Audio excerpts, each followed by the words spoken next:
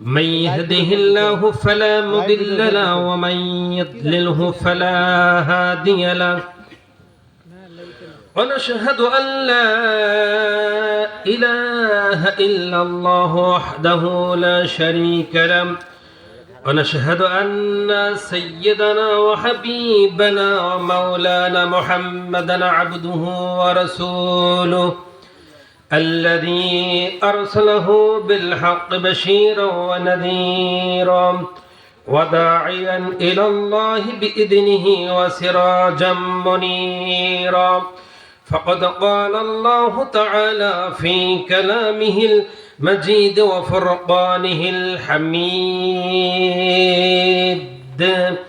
أعوذ بالله من الشيطان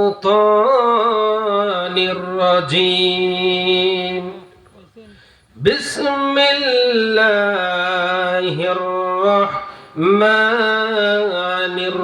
الرحيم يا أيها الذين آمنوا هل أدلكم على تجارة تنجيكم من عذاب أليم تؤمنون بالله ورسوله وتجاهدون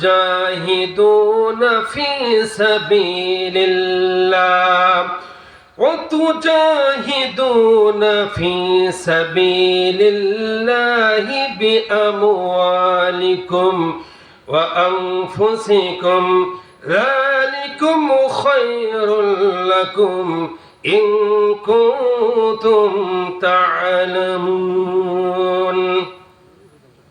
إن الله وملائكته يصلون على النبي يا أيها الذين آمنوا صلوا عليه وسلموا تسليما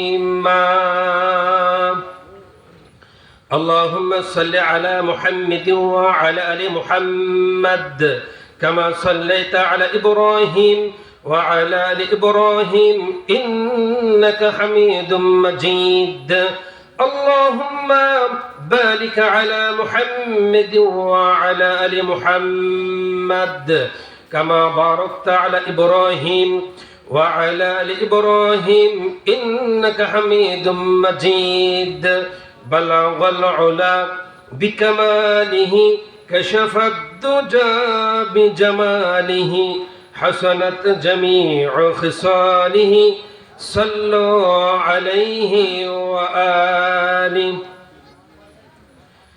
مغرب की वादियों में गूंजे अज़ां हमारे मगरिब की वादियों में गूंजे अज़ां हमारे थनथना था किसी से सैरे रवा हमारे बलगल उला बिकमालिह कशफत दुजा बिजमालिह हसनत जमीउ खिसालिह सल्लु अलैहि व आलिह शिबे अबू तालिब সে এক কারাগার কাটলো সেথায় তোমার বহুদিন হলো পার শিবে আবু তালিব সে এক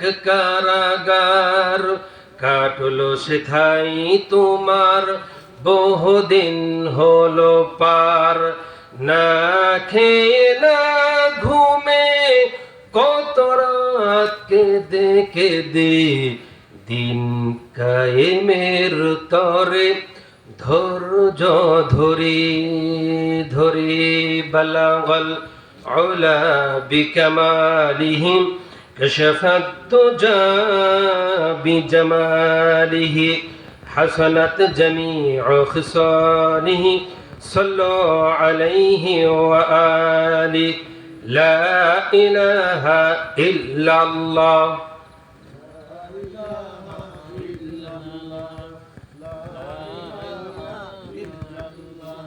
لا إله إلا الله لا إله إلا الله لا إله إلا الله لا إله إلا الله محمد رسول الله সাল্লাল্লাহু আলাইহি ওয়াসাল্লাম।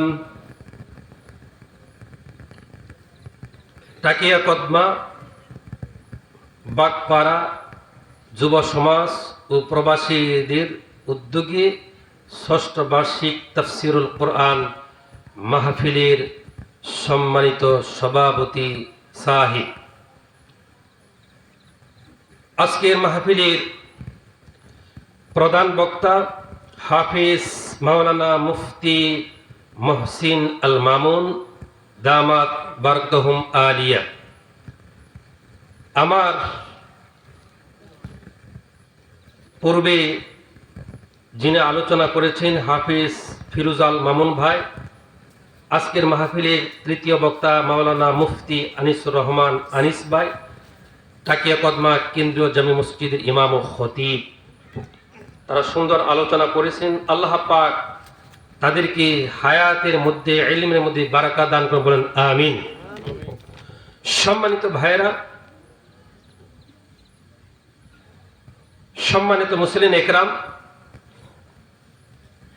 পর্দার আড়ালে মা ও বোনেরা, আমি আপনাদেরকে আবার সালাম দিচ্ছি। আসসালামু আলাইকুম ওয়া রাহমাতুল্লাহি ওয়া বারাকাতুহু। সে মহান রব্বুল ইজ্জত ওয়াল জালালের দরবারে প্রশংসা এবং শুকরিয়া জ্ঞাপন করছি যে মহান রব্বুল আলামিন আমাদেরকে শীতের কনকনা শীতের মধ্য দিয়ে তাফসিরুল কোরআন মাহফিলে আসার এবং বসার সুযোগ করে দিলেন, তৌফিক এনায়েত করলেন। সেজন্য মহান রব্বে কারীমের দরবারে লাখো কোটি সুজুদ। তার হাবিব বিশ্ব মানবতার মহা শিক্ষক সাইয়্যিদুল মুরসালিন আশরাফুল আম্বিয়া খাতামুন নবিয়্যিন জনাবে মুহাম্মদুর রাসূলুল্লাহ সাল্লাল্লাহু আলাইহি সাল্লামের দরবারে লাখো কোটি দরুদ। আমরা সেই মহান রব্বুল আলামিনের দরবারে নত শিরে কণ্ঠের সাথে কণ্ঠের মিল রেখে অবনত চিত্তে সেটাকে নত করে, যিনি আমাদের মালিক, যিনি আমাদের রব, যিনি আমাদের পালনকর্তা, সেই মহান মনিবের দরবারে প্রশংসা এবং শুকরিয়া জ্ঞাপন করছি। বলুন আলহামদুলিল্লাহ। রব্বানা লাকাল হামদ হামদান কাসীরান তাইয়িবান মুবারাকান ফীহি ইয়া রাব্বি লাকাল হামদু কামা ইয়ানবাগি লিজালালি ওয়াজহিকা ওয়া আযীমি সুলতানিকা লাকাল হামদু বিল ঈমান লাকাল হামদু বিল ইসলাম লাকাল হামদু বিল কোরআন। আমরা সেই মহান মনিবের দরবারে, আলিশানের দরবারে প্রশংসা এবং শুকরিয়া জ্ঞাপন করলাম। সম্মানিত ভাইয়েরা, পর্দার আড়ালে মা ও বোনেরা, আপনাদের খেদমতে কোরআনে কারীমের অসংখ্য আয়াতে কারিমাত থেকে আমি দুটি আয়াতে কারিমা তেলাওয়াত করেছি। সূরা আস-সফ থেকে 10 নম্বর এবং 11 নম্বর আয়াত। কত নম্বর? 10 এবং 11 নম্বর আয়াত। এই দুটি আয়াতি কারিমার উপর আলোচনা করব ইনশাআল্লাহ। ওমা তাওফীকি ইল্লা বিল্লাহি আলাইহি তাওয়াক্কালতু ওয়া ইলাইহি উনীব। সুবহানাকা লা ইলমা লানা ইল্লা মা 'আল্লামতানা ইন্নাকা আনতাল আলিমুল হাকীম। রব্বি ইয়াসসির ওয়া লা তু'আসসির ওয়া তাম্মিম আলাইনা বিল খাইর। রব্বি জিদনি ইলমা রব্বি জিদনি ইলমা রব্বি জিদনি ইলমা। আল্লাহ রাব্বুল আলামিন যদি আমাকে বলার সুযোগ করে দেন, আপনাদের শোনার সুযোগ করে দেন, তাহলে বলতে পারবো, শুনতে পারবেন। ঠিক কিনা বলেন? আল্লাহ পাক তার এই গোলামকে বলার তৌফিক দান করেন, আমিন। আপনাদেরকে মনোযোগ সহকারে আমলের নিয়তে শোনার সুযোগ করে দেন, বলেন আমিন।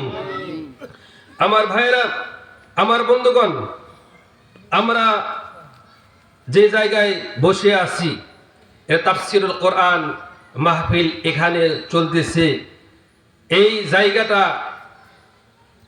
রহমত দিয়ে ভরপুর, সুবহানাল্লাহ। যে জায়গায় কোরআন এবং হাদিসের আলোচনা করা হয়, সেই জায়গার রহমত কম না বেশি? বেশি। আমার ভাইরা, আল্লাহ রাব্বুল আলামিন আমাদেরকে তৈরি করেছেন তার ইবাদত করার জন্য, তার দাসত্ব করার জন্য, তার গোলামি করার জন্য। তার দাসত্ব, তার গোলামি করার জন্য রব্বুল আলামিন আমাদেরকে সৃষ্টি করেছেন, যুগে যুগে নবী ও রাসূল প্রেরণ করেছেন। নবী রাসূল আর আসবে না, ঠিক কিনা বলেন? নবী রাসূল কি আসবে? নবী রাসূল আর আসবে না, কিন্তু ওমর আসবে না। ওমরের মতো লোক যেন, ওমর ইবনুল খাত্তাবের মতো, সালাউদ্দিন আইবের মতো, টিপু সুলতানের মতো, শাহজালাল শাহপরানের মতো আল্লাহ রাব্বুল আলামিন বাংলার জমিনের জন্য কবুল করেন, বলেন আমিন। আমার ভাইরা, আমি সব সময় কোরআনে কারীমের যখন আলোচনা করি, তখন এই আলোচনার মধ্যে দিয়ে এই আলোচনা শুরু করি।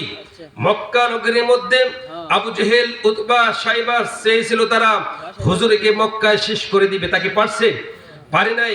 ওদের যত ষড়যন্ত্র, যত চেষ্টা প্রচেষ্টা করেছিল, কিন্তু আল্লাহ রাব্বুল আলামিন সেই ষড়যন্ত্রকে, সমস্ত ষড়যন্ত্রকে ছিন্ন বিচ্ছিন্ন করে রব্বুল আলামিন তার তাওহীদকে এই জমিনে প্রতিষ্ঠিত করেছে। ঠিক কিনা বলেন ভাইরা আমার? ভাইরা, এই জন্য আবু জেহেল, উতবা, সাইবা, মুগিরা, আবু জেহেল, ফেরাউন, নমরুদ চলে যাবে, কিন্তু ওর নাতিপুতিরা কিয়ামত পর্যন্ত আসতে থাকবে। তারা কোরআনের বাধা দিতে থাকবে। তাফসীরুল কোরআন মাহফিল যেখানে হবে সেখানে বাধা দেওয়া হবে। আমার ভাইরা, আমি 2 দিন আগে দেখেছি মুফতি আমির হামজা, নাম কি? মুফতি আমির হামজা একজন আলোচক ব্যক্তি, বাংলাদেশের সবাই তারে চিনে, ঠিক কিনা বলেন? তা আমাদেরকে কেউ চিনে না, কিন্তু মুফতি আমির হামজাকে সবাই চিনে। তিনি জেলখানায় গিয়েছিল শুধু কোরআনের হক কথা বলার কারণে। আমার ভাইরা, এক শ্রেণীর লোক, মুসলমান এবং পুরুষ, বাংলাদেশ, তারা নিজেকে মুসলমান বলে দাবি করে। একজন আলেমকে বলতেছে, আমির হামজার 2 গালে জুতা মারো, তারে তেলে কর নাউজুবিল্লাহি মিন যালিক। আমার ভাইরা, রাজনৈতিক মত পার্থক্য থাকতেই পারে, ঠিক কিনা বলেন? আপনি বোতল মার্কা বাক্স করবেন, সেটা আপনি করতে পারেন, আপনার ব্যক্তিগত ব্যাপার। বাংলার জমিনে আপনার ব্যক্তি স্বাধীনতা আছে। আপনি জাহান্নামে যাবেন না জান্নাতে যাবেন, সোজা রাস্তা। আল্লাহ রাব্বুল আলামিন বলেছেন, অসংখ্য বাঁকা পথ আছে এবং সোজা পথ আছে। সোজা পথেও চলতে পারো, বাঁকা পথেও চলতে পারো। যারা সোজা পথে চলবে তারা আল্লাহর জান্নাতে প্রবেশ করবে, সুবহানাল্লাহ। আর যারা বাঁকা পথে চলবে তারা আল্লাহর জাহান্নামে যাবে। আমার ভাইরা, যেই স্লোগানটা দিয়েছে, আমির হামজার 2 গালে জুতা মারো, তালে আমার ভাইরা, তারা নিজেকে মুসলমান বলে দাবি করতে পারে রাজনৈতিকের কারণে, কিন্তু মনে রাখতে হবে কোরআনে কারীমের মধ্যে উতুল্লিম বা'দা যালিকা জানিম, উতুল্লিম বা'দা যালিকা জানিম। কোরআনে কারীমের একটি আয়াতে কারিমার মধ্যে রব্বুল আলামিন বলেন, যারা দুশ্চরিত্র লোক, যারা হারামজাদা, যারা অবৈধ সন্তান, তারা ছাড়া কোনদিন আলেমদের বিপক্ষে কথা বলতে পারে না, ঠিক কিনা বলেন ভাইরা আমার? ভাইরা, এজন্য এই জাতির সতর্ক থাকতে হবে, জাতির সতর্ক থাকতে হবে। আমার ভাইরা, এই সামনে নির্বাচন, আমরা এই বলেন তো 500 টাকার দাম বেশি না একজন মুসলমানের দাম বেশি? কোনটা? মুসলমানের দাম বেশি। 500 টাকার দাম বেশি না ইমানের দাম বেশি? আজকে আমরা নিজেকে একজন মুসলমান, আমরা দামি মানুষ সেটা মনে করা হয় না, ইমান বিক্রি করা হচ্ছে। আমরা একজন মানুষ, সেটাকে 500 টাকায় 200 টাকায় বিক্রি করে ভোট দেওয়া হচ্ছে, ঠিক কিনা বলেন? ভোট একটা কি আমানত, ভোট একটা কি আমানত। আমার ভাইরা, এখানে কিন্তু কোন রাজনৈতিক কোনো বক্তব্য দিচ্ছি না, কথাগুলো বোঝানোর জন্য। আমার ভাইরা, আমি একটি ঘটনা শুনেছি, পড়ি নাই, যে যখন আল্লাহ নবী ইব্রাহিম আলাইহিস সালাতু সালামকে যখন অগ্নিকুণ্ডে নিক্ষেপ করবে, তখন একটা ব্যাঙ এসে সেই নমরুদের আগুনের মধ্যে পেশাব করে দিয়েছে। কি করে দিয়েছে? পেশাব করার পর ব্যাঙকে জিজ্ঞেস করা হয়েছে, ব্যাঙ, তুমি যে নমরুদের আগুনে পেশাব করে দিলে, এই নমরুদের তোমার পেশাবের আগুনে তো নমরুদের আগুন নিভবে না। ব্যাঙ তার জবাব দিয়েছিল যে আমি জানি আমার মধ্যে কতটুকু পেশাব পানি আছে, আমার পেশাবে নমরুদের আগুন নিভবে না, এটা আমি ভালো করে জানি। কিন্তু আমার পেশাব করার অর্থ হলো আমার মধ্যে যতটুকু সামর্থ্য ছিল, আরশ আজিমের মালিক রব্বে কারিম, আরশ আজিমের মালিক তিনি দেখো আমি নমরুদের বিপক্ষে ইব্রাহিমের পক্ষে আছি, ঠিক কিনা বলেন ভাই আমার? এজন্য একটা ভোটের মাধ্যমে জান্নাত এবং জাহান্নামের ফয়সালা হতে পারে।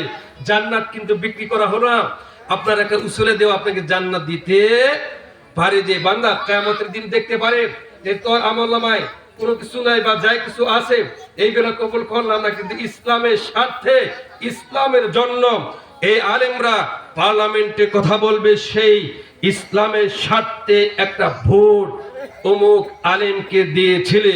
এই জন্য আমি রব্বে কারিম, আমার নাম রহমান, আমার নাম রহিম, রহমান রহিমের উসুলে দিয়ে জিন্দিগির গোটা জিন্দিগির সব গুনাহগুলো মাফ করে দিয়ে তোকে জান্নাত দিলাম। সুবহানাল্লাহ। আচ্ছা বলেন, আল্লাহ তাআলা বলতে পারে না? আমি কি আপনাদেরকে বুঝাইতে পারছি? আল্লাহ তাআলা বলতে পারে। এই জন্য সামনে নিয়াত করুন, জানে যে সমস্ত আলিম উলামারা বাহিরে আছে, তারা পার্লামেন্টে কথা বলতে পারে। আল্লাহ পাক তৌফিক দান করে, বলেন আমিন। আমার ভাইয়ের, আমার বন্ধুগণ, কোরআনে কারীমের আয়াতে কারিমা থেকে বলছি, লাশ-শামসু ইয়ামবাগি লাহা আন তুদরিকাল কমারা ওয়ালাল লাইলু সাবিকুন নাহার ওয়া কুল্লুন ফি ফালাকিন ইয়াসবাহুন। আল্লাহু আকবার। আমার ভাইয়েরা, আমার বন্ধুগণ, কোরআনে কারীমের আয়াত, রব্বুল আলামিন, এই যে সূর্য, আমি আপনাদেরকে প্রশ্ন করব, বলেন তো সূর্য কার কথা শুনি? এরকম না মুসলমান মতো সমস্ত গলার আওয়াজ ছেড়ে দিয়ে বলতে হবে সূর্য কার হুকুম মানে, চন্দ্র কার হুকুম মানে, বাতাস কার হুকুম মানে, সূর্য আল্লাহ তাআলার হুকুম মানে। রব্বুল আলামিন বলেন, এই সূর্য চন্দ্রকে ধরতে পারে না, চন্দ্র সূর্যকেও ধরতে পারে না, রাত দিনকে ধরতে পারে না, দিন রাতকে ধরতে পারে না, প্রত্যেকে নিজ নিজ কক্ষপথে চলতেছে। সুবহানাল্লাহ। আমার ভাইয়ের, আমার বন্ধুগণ, এই সূর্য যখন অস্ত হয়ে যায়, দেখবেন সমুদ্রের মধ্যে যারা গিয়েছেন, আমি গিয়েছি, সূর্য যখন অস্তমিত হয়ে যায়, তখন পরিবেশটা এত সুন্দর, দৃশ্যটা এত সুন্দর দেখা যায়, মনে হয় সূর্যটা পানির নিচে চলে যায়, ঠিক কিনা বলে? যারা সূর্যটা যে সময় অস্ত যায়, ওই সমুদ্রের সৈকতে যারা গেছেন, তারা দেখছেন, আমি দেখছি, আমার কাছে মনে হয় যে সূর্যটা পানির নিচেই যায়। আসলে কিন্তু পানির নিচে চলে যায় না। আমার ভাইয়েরা, আমার বন্ধুগণ, সূর্য যখন অস্তমিত হয়ে যায়, ওই সময় বিশ্বনবী জনাবে মুহাম্মদুর রাসূলুল্লাহ সাল্লাল্লাহু আলাইহি সাল্লাম তিনি হযরতে আবু যরকে বললেন, আবু যর, তুমি কি জানো এই সূর্যটা কোথায় গেল? আবু যর বললেন, ইয়া রাসূলুল্লাহ, ইয়া হাবিবাল্লাহ, আল্লাহ এবং আল্লাহর রাসূল ভালো জানে সূর্যটা কোথায় গেল। বিশ্বনবী, দয়ার নবী, মায়ার নবী, রাহমাতুল লিল আলামিন বললেন, এই সূর্যটা পশ্চিম পূর্ব দিগন্ত থেকে উদিত হয়, পশ্চিম দিগন্তে সূর্য যখন অস্তমিত হয়ে যায়, ওই সূর্যটা অস্তমিত হয়ে কোথায় গেল? এই সূর্যটা আরশে আজিমের নিচে আল্লাহ পাকের কুদরতি পাই সিজদায় পড়ে যায়। সুবহানাল্লাহ। আল্লাহ পাকের কুদরতি পাই সিজদায় পড়ে যায়, আর বলে, রব্বুল আলামিন, আমাকে আবার আগের মতো তুমি চলার তৌফিক দাও। সূর্য কার কাছে বলে? বলেন কার কাছে? সূর্য বলে আল্লাহর কাছে যে আল্লাহ আগে যেরকম ভাবে চলতাম ওইভাবে চলার তুমি তৌফিক দাও। সূর্য যদি এই কথাটা বলতে পারে, তাহলে আমি মানুষ, আমরা মানুষ, আমাদেরকে রব্বুল আলামিনের কাছে প্রার্থনা করা, দরখাস্ত করা, রব্বুল আলামিন এই দুনিয়াতে তুমি যতদিন আমাদেরকে জীবিত রাখবে কোরআন এবং হাদিসের উপর তুমি চলার তুমি তৌফিক দাও। ঠিক না বলেন? আমার ভাইয়েরা, আমার বন্ধুগণ, কোরআনে কারীমের সূরা আস-সফ থেকে আমি যে আয়াতে কারিমা তেলাওয়াত করেছি, রব্বুল আলামিন বলেন, ইয়া আইয়ুহাল্লাযীনা আমানু হাল আদুল্লুকুম আলা তিজারাতিন তুনজিকুম মিন আযাবিন আলীম তুমিনুনা বিল্লাহি ওয়া রাসূলিহি وتجاهدون في سبيل الله وتجاهدون في سبيل الله بأموالكم وأنفسكم ذلكم خير لكم إن كنتم تعلمون الله أكبر الله تعالى বলছেন ইয়া আইয়ুহাল্লাযীনা আমানু হাল আদুল্লুকুম।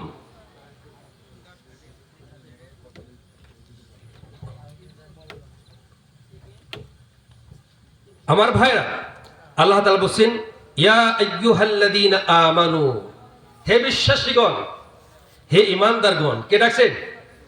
যারা ঈমানদার, যারা বিশ্বাসীগণ, বিশ্বাসী বান্দা।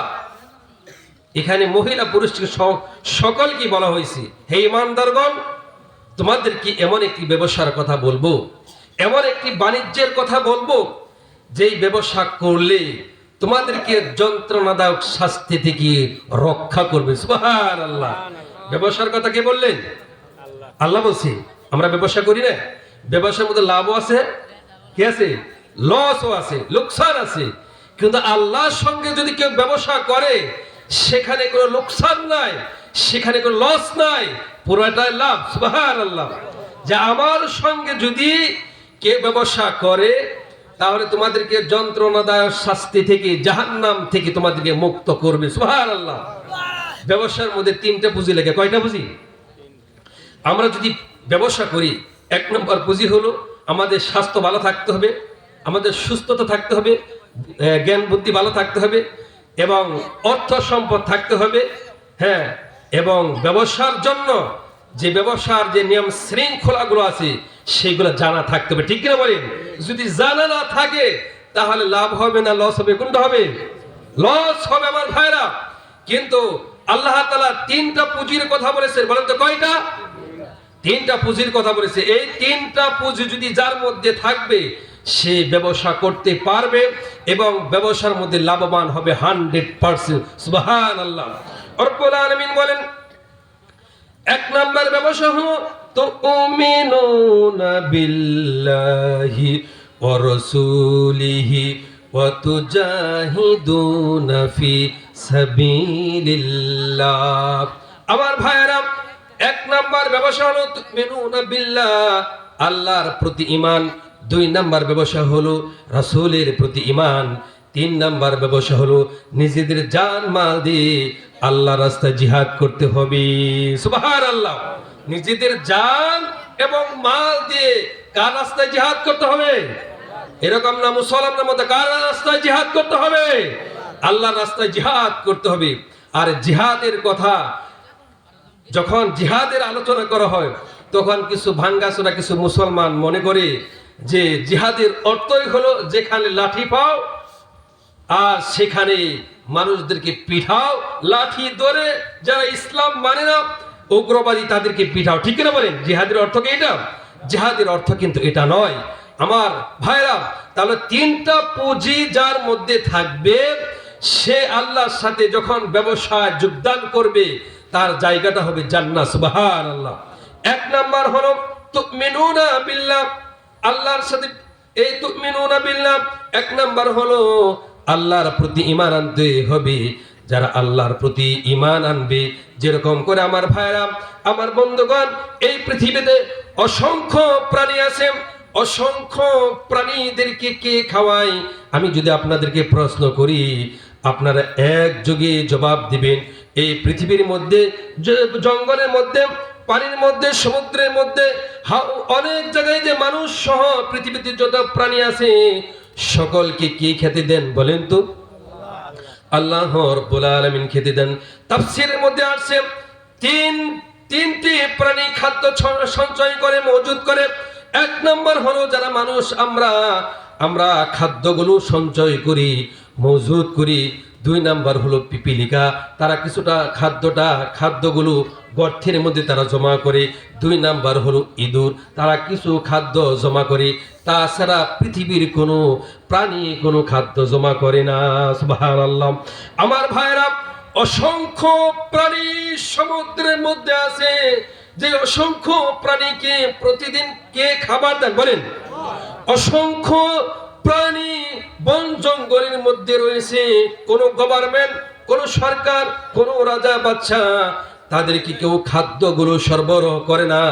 রব্বুল আলামিন বলেন, আমি রব্বুল আলামিন ওই সমস্ত প্রাণীদেরকে প্রতিদিন খাবারের ব্যবস্থা করি। সুবহানাল্লাহ। রব্বুল আলামিন বলেন, ওয়ামা মিন দাব্বাতিন ফিল আরদি ইল্লা আলাল্লাহি রিজকুহা। আল্লাহু আকবার।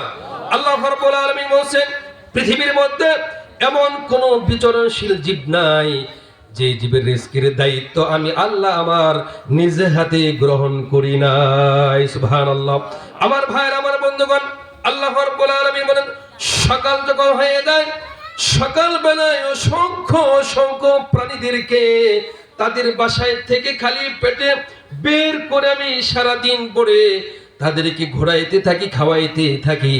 আবার যখন সন্ধ্যা হয়ে যায়, তাদের রাস্তাগুলো ভুলে যায়, বাসার রাস্তাগুলো ভুলে যায়, বাসায় কিভাবে যাবে। এজন্য আমি রব্বুল আলামিন আমার কুদরতি নিজাম দিয়ে সন্ধ্যা যখন হয়ে যায় তাদেরকে আপন আপন বাসায় ফিরিয়ে দেই। সুবহানাল্লাহ। আমার ভাইয়েরা, আমার বন্ধুগণ, সমুদ্র অতল তলদেশের মধ্যে ছোট্ট একটি পোকা, যা মাইক্রোস্কোপ যন্ত্র ছাড়া খালি চোখে দেখা যায় না, ছোট্ট একটা পোকা, খালি চোখে কি দেখা যায় না। সেই পোকাটি বালুকলার সঙ্গে অথবা পাথরের সঙ্গে লাগানো।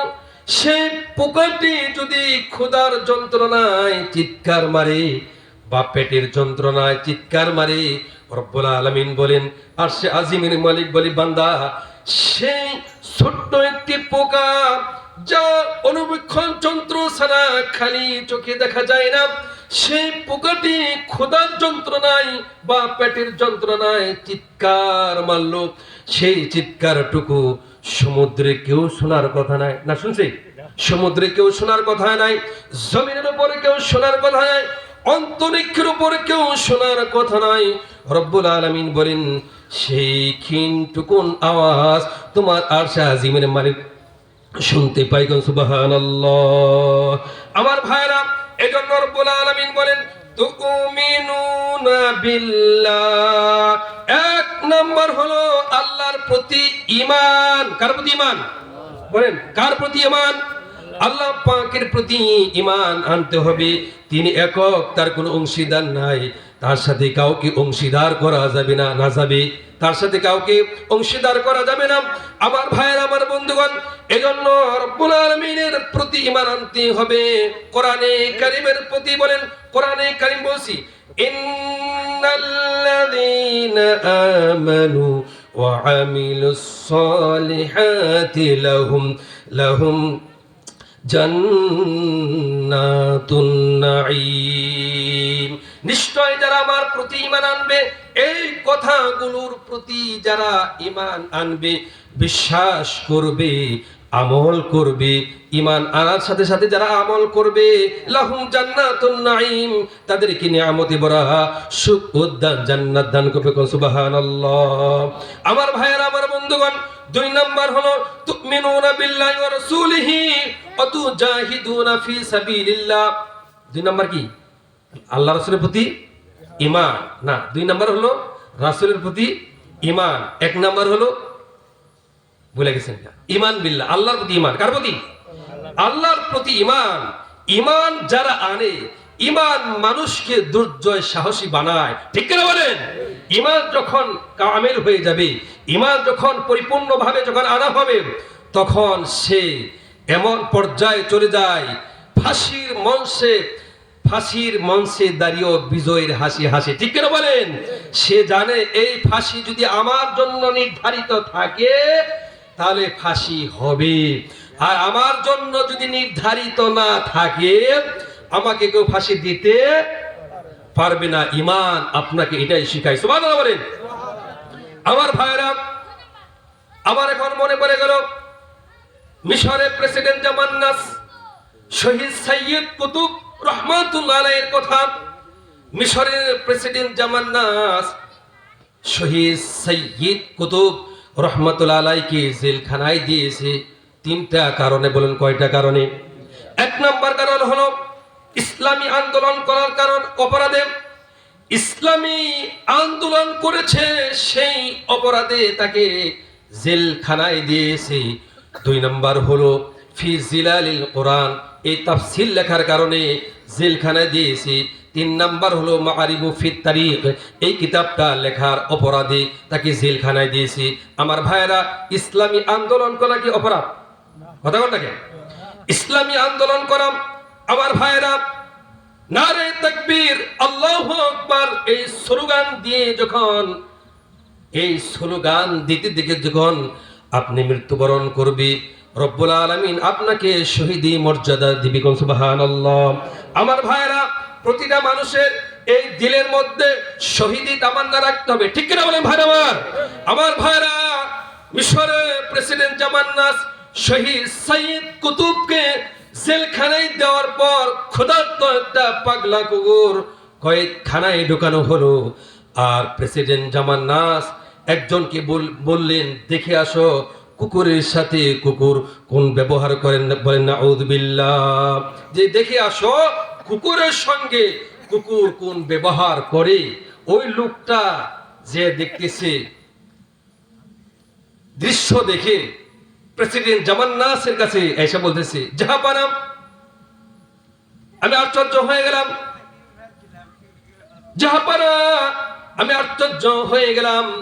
শহীদ নামাজ পড়তেছে আর তার পাশে বসে ক্ষুধার্ত কুকুর পাহারা দিচ্ছে। সুবহানাল্লাহ। ওয়া কানা হাক্কানা আলাইনা নাসরুল মুমিনিন, মুমিনদের সাহায্য করা রব্বুল আলামিনের উপর ওয়াজিব হয়ে যায়। কোন সুবহানাল্লাহ। আমার ভাইরা, আমার বন্ধুগণ, এজন্য এখন আমার মনে পড়ে গেল বাংলাদেশ থেকে এক শ্রেণী লোক নাস্তিক মোরতাদ, তারা চেয়েছিল ইসলামকে উৎখাত করার জন্য, কিন্তু পারে নাই, ঠিক না বলেন? তারা পারে নাই।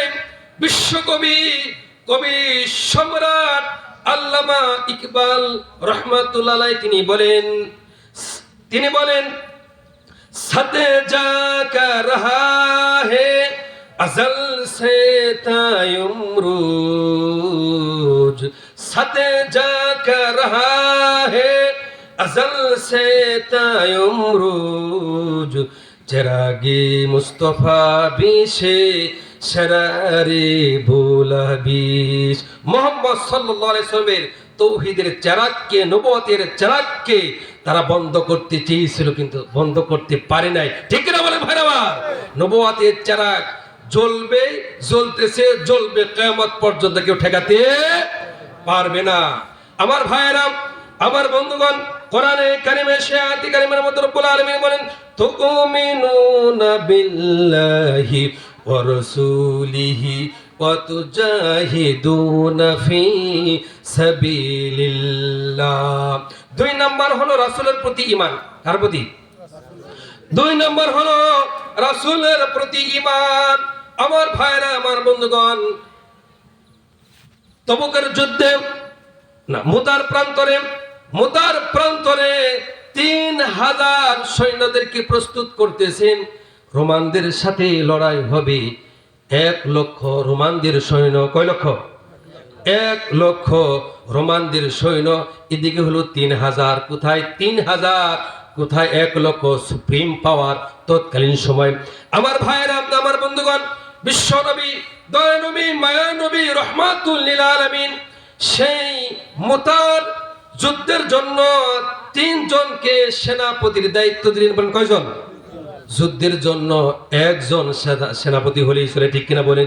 সেখানে 3 জন সেনাপতির দায়িত্ব দিলেন। বিশ্বনবী বললেন, আমার পালক পুত্র যায়েদ, তুমি কোথায়? তুমি এই মুতার প্রান্তরে মুতার যুদ্ধের জন্য তুমি সেনাপতির দায়িত্ব গ্রহণ করবি। 2 নম্বর হলো আমার চাচাতো ভাই জাফর ইবনে আবু তালেব, তুমি কোথায়? তুমি এই যুদ্ধের জন্য তুমি সেনাপতির দায়িত্ব পালন করবে। 3 নম্বর আমার সাহাবী আব্দুল্লাহ বিন রাওয়াহা, তুমি কোথায়? তুমি এই মুতার যুদ্ধের জন্য সেনাপতির দায়িত্ব পালন গ্রহণ করবে। কয়জন হলো? 3 জনকে সেনাপতির দায়িত্ব দিলেন। দায়িত্ব দেওয়ার পর রাসূলুল্লাহ সাল্লাল্লাহু আলাইহি সাল্লাম তিনি 3 জনকে অর্ডার দিলেন, হুকুম দিলেন যে তোমরা পরিবার পরিজনের কাছ থেকে বিদায় নিয়ে আসো। তখন এই কথাটা বলার পর পালক পুত্র যায়েদ বললেন, ইয়া রাসূলুল্লাহ, ইয়া হাবিবাল্লাহ, আপনি তো আমার আব্বাজান, আপনি তো জিহাদের জন্য আমাদেরকে অর্ডার করেছেন, সেনাপতির দায়িত্ব দিয়েছেন আমাকে, আপনি তো হুকুম করেছেন। আর আমার মা হযরতে আয়েশা সিদ্দিকা রাদিয়াল্লাহু তাআলা আনহা ঘর থেকে তিনি শুনেছি, আমার তো আর যাওয়ার কোনো প্রয়োজন নাই। 2 নম্বর সাহাবী হযরতে জাফর, তিনি দৌড়িয়ে তার বাড়িতে গেলেন, পরিবার পরিজনের সাথে সাক্ষাৎ করার জন্য, সালাম দেওয়ার জন্য, বিদায় নেওয়ার জন্য গেলেন। সকলের সাথে সাক্ষাৎ করলেন, তার স্ত্রী, প্রিয়তমা স্ত্রীর সঙ্গে সাক্ষাৎ করলেন, সালাম করলেন, বললেন, ও আমার স্ত্রী, ও আমার স্ত্রী, প্রাণের স্ত্রী, আমি মুতার প্রান্তরে মুতার যুদ্ধের জন্য বিশ্বনবী জনাবে মুহাম্মদুর রাসূলুল্লাহ সাল্লাল্লাহু আলাইহি সাল্লাম আমাকে সেনাপতির দায়িত্ব দিয়েছি, তুমি আমার জন্য দোয়া করবি, রব্বুল আলামিন যেন এই যুদ্ধের জন্য শাহাদাত হিসেবে আমাকে কবুল করে। এই দোয়াটা যখন করলেন, জাফরের স্ত্রী 2 হাত উঁচু করে দোয়া করলেন, রব্বুল আলামিন তুমি আমার স্বামীকে জিহাদের ময়দান থেকে শহীদ না বানিয়ে, তুমি আমার স্বামীকে গাজী বানিয়ে তোমার রহমত দিয়ে আমার বাড়িতে ফিরিয়ে দিও। আমার ভাইয়ের, আমার বন্ধুগণ, জাফরের স্ত্রী যখন এই দোয়াটা করলেন, হযরতে জাফর রাদিয়াল্লাহু তাআলা আনহু তরবারিটা বের করে তরবারির উল্টা পিঠ দিয়ে মৃদু আঘাত করলেন হাতের মধ্যে। জাফর বললেন, ও আমার স্ত্রী, ও আমার বিবি, তুমি যে দোয়া করলে আমার জন্য, এই দোয়াটা কখনো কবুল হবে না। তার কারণটা কি? এই যে আমি তরবারি দিয়ে তোমার উল্টো পিঠ দিয়ে তোমাকে আমি আঘাত করেছি, তোমার হাত কি কেটে গেছে নাকি? তখন স্ত্রী বলল যে না, আমার তো হাত কাটে নাই। তখন জাফর বললেন, ও আমার স্ত্রী, তুমি যতই দোয়া করো না কেন, এই দোয়া আল্লাহর দরবারে কবুল হবে না। যতই তুমি দোয়া করো না কেন, এই দোয়া রব্বুল আলামিনের দরবারে কবুল হবে না। তার কারণটা হলো, আমার আগে একজন আছে সেনাপতির দায়িত্ব পালন গ্রহণ করবে, আমার পরেও একজন আছে, আমি 2 নাম্বার, আমি নির্ঘাতভাবে ওই মুতার প্রান্তরে শহীদ হয়ে যাবে।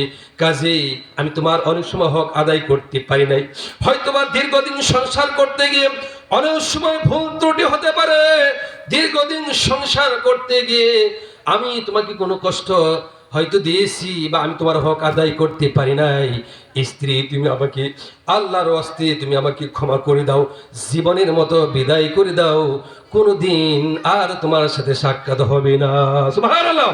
আমার ভাইয়েরা স্ত্রীকে বললেন, জনমের মতো তুমি আমাকে বিদায় করে দাও, আর কোনদিন তোমার সাথে সাক্ষাৎ হবে না। এই কথা বলে ছোট্ট ছোট্ট ছেলে মেয়েদেরকে কোলে নিয়ে চুমা খেয়ে যখন জিহাদের ময়দানে রওনা করলেন, তখন স্ত্রী এমন ভাবে চিৎকার করে কান্না করতেছেন, ছোট্ট ছোট্ট ছেলেমেয়েরা কান্না করতেছেন। কে কান্দে একবারও ফিরে তাকালেন না। সুবহানাল্লাহ। একটু জিকির করে লা ইলাহা ইল্লাল্লাহ, লা ইলাহা ইল্লাল্লাহ, লা ইলাহা ইল্লাল্লাহ।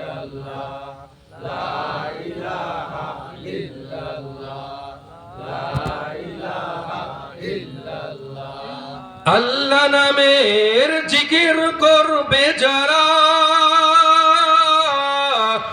আল্লাহর কাছে প্রিয় তারা। ঠিক কি বলেন? জিকির হবে কার? এরকম না মুসলমানের মতো সমস্ত গায়ের শক্তি দিয়ে বলতে হবে জিকির হবে কার? আমার ভাইরা, আল্লাহ নামের জিকির করবে যারা, আল্লাহর কাছে প্রিয় তারা, আল্লাহর কাছে প্রিয় যারা, আল্লাহর জান্নাত পাবে তারা। ঠিক কিনা বলেন? জান্নাত কি আপনারা চান না? চান না? কে কে চান একটু হাত উঠাই দু। নারে তাকবীর, নারে তাকবীর, আল্লাহু আকবার। আল কোরআনের আলো, আল হাদিসের আলো, দুনিয়ার মুসলিম, ইসলামের শত্রুরা। হ্যাঁ, কষ্ট হইল একটু ঘুমটা ভাঙাইলে। ঠিক কেন আমার ভাইরা? কোরআন, কোরআনে কারীম, এই গ্রন্থের মধ্যে সবই আছে। ঠিক কিনা বলি? একটি সংবিধান, মুসলমানদের সংবিধান। আমার দুঃখ লাগে সেই মুসলমান সংবিধান ফালাইয়া মানুষের তৈরি করা সংবিধানের দিকে ছুটে। ঠিক কিনা বলেন ভাইরা? বাংলাদেশের একটা সংবিধান আছে, আছে না নাই? বাংলাদেশের একটা সংবিধান আছে। সে সংবিধান কয়েকবার পরিবর্তন করা হয়েছে, হয়েছে না? কমপক্ষে 4 থেকে 5 বার পরিবর্তন করা হয়েছে। কিন্তু মুসলমান আমাদের যে সংবিধান আল কোরআন, আচ্ছা বলেন তো, এই কোরআন নাজিল হওয়ার পর এই পর্যন্ত কয়বার সংশোধন হয়েছে? কথা বলেন না কেন? একবারও না। একবারও সংশোধন হয় নাই, করতেও পারবে না কিয়ামত পর্যন্ত। ঠিক কিনা বলেন? তার কারণটা হলো রব্বুল আলামিন বলেন, ডান দিক থেকে যদি কেউ পরিবর্তন করতে চায় পারবে না, বাম দিক থেকে যদি কেউ পরিবর্তন করতে চায় পারবে না, সামনের থেকে পিছনের থেকে উপর থেকে নিচ থেকে যদি কেউ পরিবর্তন করতে চায় এই কোরআনে কারীম পরিবর্তন করতে পারবে না। তার কারণটা হলো কোরআন আমি রব্বুল আলামিন নাজিল করেছি। সুবহানাল্লাহ। রব্বুল আলামিন বলেন, ইন্না নাহনু নাযালনা যিকরা ওয়া ইন্না লাহু লাহাফিজুন। আল্লাহু আকবার। নিশ্চয় আমি আল্লাহ তাআলা এই কোরআনকে নাজিল করেছি আর এর সংরক্ষণের দায়িত্ব আমি রব্বুল আলামিন আমার নিজ হাতে গ্রহণ করেছি। সুবহানাল্লাহ। আমার ভাইরা, এবার যদি কোরআনকে জিজ্ঞেস করি, কোরআন তোমাকে নাজিল করার আগে তুমি কোথায় ছিলে? কোরআন তার জবাব দেবে, বাল হুয়া কুরআনুম মাজিদুম ফি লাওহিম মাহফুজ। আমাকে নাজিল করার আগে আমি সেই লৌহে মাহফুজে সুরক্ষিত জায়গায় ছিলাম। সুবহানাল্লাহ। আমার ভাইরা, আমার বন্ধুগণ, কোরআন বোঝা কি সহজ না কঠিন? কোরআনটা তেলাওয়াত করা, মুখস্থ করা হলো সহজ। আমার ভাইরা, এক শ্রেণী মানুষ, এক শ্রেণী মুসলমান, তারা মুসলমানদেরকে কোরআন থেকে দূরে সরানোর জন্য, যাতে কোরআন পড়তে না পারে, কোরআন তেলাওয়াত না করতে পারে, কোরআন যখন তেলাওয়াত করবে, কোরআনের তাফসীর যখন বুঝবে, তারাই তো চেষ্টা করবে কোরআন কিভাবে পার্লামেন্টে নিয়ে যায়। ঠিক না বলেন? তারাই চেষ্টা করবে। এই জন্য এক শ্রেণী মুসলমান, নামদারি মুসলমান, তারা বলে কোরআন পড়া সহজ না কঠিন ব্যাপার? আমার ভাইরা, কোরআনটা সহজ কঠিন ব্যাপার না। বান্দা কি বলবে এই জবাবটা কোরআনে কারীমের সূরা কামারের মধ্যে দিয়েছেন। সুবহানাল্লাহ। ওয়ালাকাদ ইয়াসসারনাল কুরআনা লিযিকরি ফাহাল মিন মুদ্দাকির। আমি আল্লাহ তাআলা এই কোরআনকে বোঝার জন্য, মুখস্থ করার জন্য সহজ করে দিয়েছি। সুবহানাল্লাহ। আমার ভাইরা, আমার বন্ধুগণ, আমি 1996 তে হিফজ কমপ্লিট করেছি। 1996 তে হিফজ কমপ্লিট করেছি। এই কোরআনটা আজও সিনার মধ্যে গ্রথিত আছে। এই সিনার মধ্যে জমিয়ে রাখার মালিক আল্লাহ রাব্বুল আলামিন। এইজন্য কোরআন শিখবেন, কোরআন ধরবেন, কোরআনের তাফসীর পড়বেন, কোরআনের দিকে তাকালেও সওয়াব, কোরআন ধরলে সওয়াব। রব্বুল আলামিন আপনার আমলনামায় সওয়াব লিখে দিবেন, সুবহানাল্লাহ। আমার ভাইরা, কোরআনে কারীমের মধ্যে অনেক লোক চেষ্টা করেছে যে কোরআনে কারীমের মধ্যে ভুল আছে। বাংলাদেশের মধ্যে কিছু মাথার মধ্যে কোনো মাল নেই, সাথে কোনো মাল নেই, তারা বলে টকশোতে কথা বলে, আমার ভাইরা কয় কোরআনের মধ্যে ভুল আছে, আগাগোড়া সংশোধন করতে হবে। এরকম আছে না? দেখবেন কোরআনের মধ্যে কি আছে? ভুল আছে, সংশোধন করতে। ভুল কোথায়? যে দুই সে মেয়ে যা পাবে, এক ছেলে তা পাবে। কয় এখানে আল্লাহ একটু ব্যতিক্রম করেছে। নাউজুবিল্লাহ বলতেন না আপনারা? কি বুদ্ধি রে! শয়তান কয় কি তারে আমার শয়তান বাড়াইছে, ওরে শয়তান বাড়াইতে ভালো তো, ঠিক কেন বলেন? এর আলোচনা করতে গেলে বিশাল লম্বা সময়ের ব্যাপার। আমার ভাইরা, আল্লাহ তাআলার মতো দয়ালু মেহেরবান আল্লাহর মতো একজন অভিভাবক পৃথিবীর আর কোথাও হতে পারে না। আমার ভাইরা, কোরআনের মধ্যে কোনো ভুল নাই। কোরআন তার জবাব দিচ্ছে প্রথমে আলিফ লাম মিম যালিকাল কিতাবু লা রাইবা ফীহি হুদাল লিল মুত্তাকিন। আল্লাহু আকবার। আলিফ লাম মিম, এই যে হরফ তিনটা হলো, কয়টা হলো? এই তিনটার মধ্যে বিশ্বনবী তিনি বলেছেন কোরআনে কারীমের কেউ একটি যদি হরফ তেলাওয়াত করে তার আমলনামায় সঙ্গে সঙ্গে 10টি সওয়াব লেখা হয়। কেউ যদি দুটি হরফ পড়ে সঙ্গে সঙ্গে 20টা হরফ তার আমলনামায় লেখা হয়। আর কেউ যদি মনোযোগ সহকারে শুনে, এই যে আমি কোরআনে কারীমের তেলাওয়াত গুলো কষ্ট করে তেলাওয়াত করতেছি আর আপনার আরাম করে মনোযোগ সহকারে শুনতেছেন, রব্বুল আলামিন আমার আমলনামায় যে সওয়াব লিখে দিবে। রব্বুল আলামিন আপনারা মনোযোগ সহকারে আমলের নিয়তে শুনতেছেন, আরশে আজিমের মালিক এই সবটুকু আপনার আমলনামায় লিখে দিবে, সুবহানাল্লাহ। আমার ভাই, আমার বন্ধুগণ, জিহাদের জন্য কয়জন সেনাপতির দায়িত্ব দিবেন? কয়জন? 3 জনকে। 1 নাম্বার হলো তার পালক পুত্র হযরত যায়েদ রাদিয়াল্লাহু তাআলা আনহুকে। 2 নাম্বার তার চাচাতো ভাই হযরত জাফর ইবনে তালিবকে দায়িত্ব দেওয়া হয়েছে। 3 নাম্বার হলো আব্দুল্লাহ বিন রাওয়াহা, তাকে দায়িত্ব দেওয়া হলো। তিনি যখন বাড়িতে গেলেন, বাড়িতে যাওয়ার পর নতুন বিবাহ করেছেন, বাসর সজ্জা, ফুল সজ্জা, নতুন বিবাহ করেছেন। দেখেন, ইমানের জন্য, ইসলামের জন্য, কোরআনে কারীমের জন্য, আল্লাহর দ্বীন প্রতিষ্ঠার জন্য, ইসলামী হুকুমত কায়েমের জন্য তাদের জীবনটা দিয়েছে, ঠিক কিনা বলেন আমার ভাইরা? আর আমাদের ইমানটা কিরকম? যদি গাড়ির চাকাটা একটু ব্রাস্ট হয়, চাকার পাংচার হয়, আমরা সিতুয়ে পড়ি, ঠিক কিনা বলেন? যদি সাইকেলে আমরা চাকা ব্রাস্ট হয়, আমরা সিতুয়ে পড়ি। তার কারণটা হলো যে কোন ফাঁক দেবন মেরেই দিল, আজরাইল কাছে আসলো, ঠিক কিনা বলেন আমার ভাইরা? যারা ইমানদার, যারা মুমিন, তারা মৃত্যুকে পরোয়া করে না, ঠিক কিনা বলেন ভাইরা? তারা মৃত্যু কি করে না? পরোয়া করে না। আর মৃত্যু থেকে যত আপনি চেষ্টা করেন পালানোর জন্য, মৃত্যু তো আসবেই, আসবে না?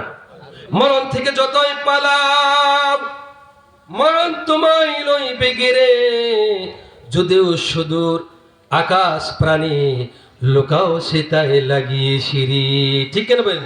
মৃত্যু থেকে যতই আপনি পালন করেন না কেন, মরণ থেকে যতই ভয় পান না কেন, আজ হোক কাল হোক আপনাকে মরতেই হবে, এই দুনিয়াতে থাকার জায়গায় না, ঠিক কেন বলেন আমার ভাইয়েরা, আমার বন্ধুগণ? আব্দুল্লাহ বিন রাওয়াহা তিনি বাড়িতে যাওয়ার পর নতুন বিবাহ করেছেন, ফুল সজ্জা, বাসর সজ্জা। বাড়িতে যাওয়ার পর সকলের কাছে বিদায় নিলেন, তার স্ত্রীর কাছে বিদায় নিচ্ছেন। দেখেন বিদায়টা কিভাবে নিচ্ছেন, ঘরের ভিতরে প্রবেশ না করে তার নতুন স্ত্রী, বিবাহিত স্ত্রী কোরআনে কারীম তেলাওয়াত করতেছে বাসর সজ্জায়। ওই রাত্রে কোরআনে কারীম তেলাওয়াত করতেছে। তখন আব্দুল্লাহ বিন রাওয়াহা বলেন, ও আমার স্ত্রী, আমার বিবি সাহেব, কোরআনে কারীম একটু বন্ধ করো, আমি তোমার স্বামী আব্দুল্লাহ বিন রাওয়াহা এসেছি তোমার সাথে সাক্ষাৎ করার জন্য। আব্দুল্লাহ বিন রাওয়াহা বললেন, আমার প্রাণের স্ত্রী বিশ্বনবী জনাবে মুহাম্মদুর রাসূলুল্লাহ সাল্লাল্লাহু আলাইহি সাল্লাম, বললেন না তো সাল্লাল্লাহু আলাইহিস সালাম, বিশ্ব নবী, দয়ার নবী, মায়ের নবী, রহমাতুল লিল আলামিন আমাকে মুতার যুদ্ধের জন্য 3 নাম্বার সেনাপতির দায়িত্ব দিয়েছি। আমি মুতার যুদ্ধে যাব, আমাকে তুমি মাফ করে দাও। নতুন বিবাহ করলাম, আজকে বিবাহ করেছি, কিন্তু বাসর সজ্জাটা বাসর রাত্রা করতে পারলাম না। আমি যুদ্ধের জিহাদের ময়দানে চলে যাব। ওই তার স্ত্রী বললেন, ও আমার প্রাণের স্বামী, আমি আপনাকে বাধা দিব না। রাসূলের প্রেম আপনার ভিতরেও আছে, আমার ভিতরেও আছে। ইসলামের জন্য যতটুকু মহব্বত আপনার ভিতরে আছে, আমার ভিতরেও আছে। আমি মদিনার একজন সুন্দরী মেয়ে, আমি আপনাকে কোন রকম একবার দেখিয়েছি, আপনি ঘরের ভিতরে প্রবেশ করুন, আমি আপনাকে ভালোভাবে মুখটা চেহারাটা ভালোভাবে দেখে নেই, যাতে করে কিয়ামতের দিন লক্ষ লক্ষ কোটি কোটি মানুষের সামনে থেকে আমি আপনাকে বের করতে পারি। সুবহানাল্লাহ। আমার ভাইয়ের, আমার বন্ধুগণ, আব্দুল্লাহ বিন রাওয়াহা বলেন, ও আমার স্ত্রী, ও আমার বিবি, তুমি ধৈর্য ধারণ করো। তুমি যেই কথাটা বললাম যে কিয়ামতের দিন আমাকে তুমি ভালোভাবে চিনবে, দেখে নেবে, কিয়ামতের দিন লক্ষ লক্ষ কোটি কোটি মানুষ থাকবে, সেখান থেকে তুমি আমাকে বের করবে, এই তামান্না তোমার মধ্যে যদি থাকে, এই আলাদা যদি তোমার মধ্যে থাকে, তোমার মধ্যে যদি সবর থাকে, ধৈর্য ধারণ করতে পারো, অপেক্ষা করতে পারো, যে আল্লাহ রব্বুল আলামিনের জন্য, দ্বীনের জন্য, ইসলামের জন্য, কোরআনের জন্য, দ্বীন প্রতিষ্ঠার জন্য, ইসলামী হুকুমত কায়েমের জন্য মুতার প্রান্তরে যাচ্ছি, ওই আল্লাহ কিয়ামতের দিন না জান্নাতে আমার সাথে তোমার সাথে পরিচয় করে দিবে। সুবহানাল্লাহ। আমার ভাইয়া, আমার বন্ধুগণ, এই জন্য রব্বুল আলামিন বলেন, ইয়া আইয়ুহাল্লাযীনা আমানু হাল আদুল্লুকুম আলা তিজারাতিন তুজিকুম মিন আযাবিন আলীম। হে ঈমানদারগণ, হে বিশ্বাসীগণ, তোমাদের কেমন একটি ব্যবসার কথা বলবো, তোমাদের একটি এমন বাণিজ্যের কথা বলবো, এমন একটি ব্যবসা যখন আমার সঙ্গে করবে, ব্যবসায় যখন যোগদান করবে, এই ব্যবসা করলে তোমাদেরকে যন্ত্রণাদার শাস্তি থেকে, মৃত্যুর সময় একটা যন্ত্রণা হবে, সেখান থেকে তোমাদেরকে মুক্ত করবে। কিয়ামতের দিন রব্বুল আলামিন জাহান্নাম থেকে মুক্ত করে জান্নাত দিবে। সুবহানাল্লাহ। আমার ভাইরা, আমার বন্ধুগণ, 1 নম্বর তুমিনুনা বিল্লাহ, 2 নম্বর ওয়া রাসূলিহি ওয়া তুজাহিদুনা ফি সাবিলিল্লাহ। 2 নম্বর হলো রাসূলের প্রতি ঈমান, 2 নম্বর হলো রাসূলের প্রতি ঈমান, 3 নম্বর হলো নিজেদের জান মাল দিয়ে আল্লাহর রাস্তায় জিহাদ করতে হবে। কার রাস্তায়? আল্লাহর রাস্তায় জিহাদ করতে হবে। আমার ভাইরা, 3000 সৈন্যদেরকে নিয়ে মুতার প্রান্তরে যাচ্ছে।